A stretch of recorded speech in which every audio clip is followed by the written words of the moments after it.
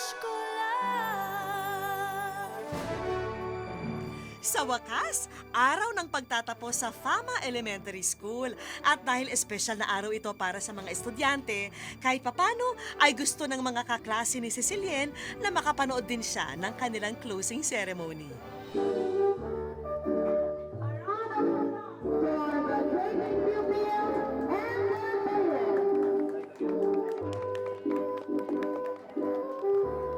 By virtue of power vested in me by the Department of Education, I have the honor to turn over to you, Ma'am, the 16 candidates for graduation. Paisa-isa nang nakakaakyat ng entablado ang kanyang mga nakasama sa loob ng 6 na taon sa paaralan. Tila may bahid ng lungkot din sa mga mata ni Cecilien. Pero nang makatanggap na ng diploma ang huling graduate, may espesyal na announcement sina Ma'am. We have the certificate of appreciation is awarded to Cecilien M. Sines. Ang 6 na taon niyang paglalakad para pumasok ay humantong din sa ilang hakbang ng pag-akyat sa entablado. Hindi man opisyal na graduate si Cecilien, ang pagkilalang ito ay katumbas na rin ng pagpapahalaga sa kanyang pagsisikap sa pag-aaral.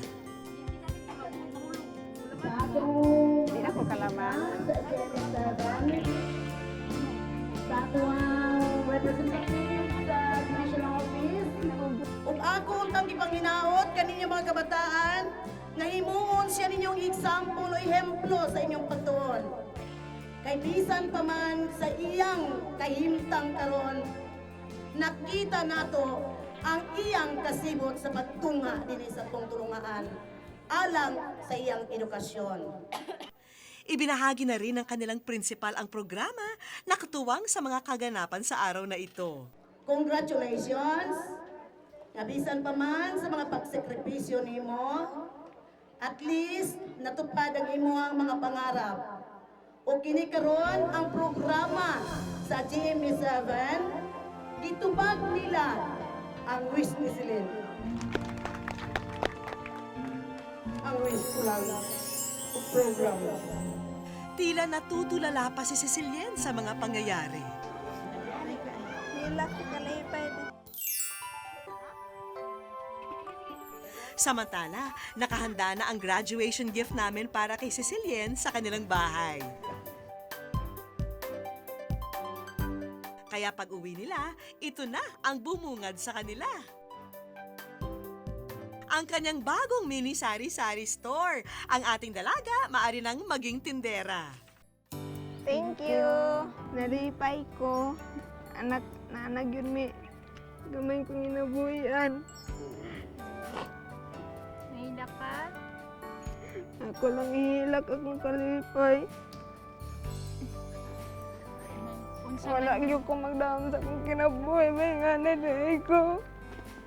Thank you kaayo ninyo. Inyo dahi kong taba. Inyo dahi may tabangan.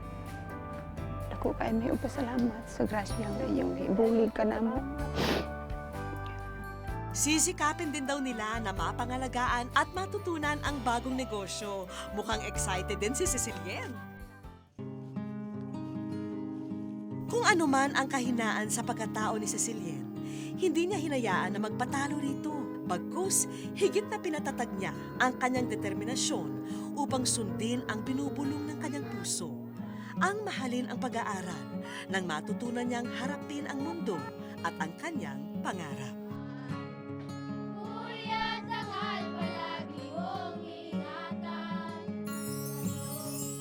Wish ko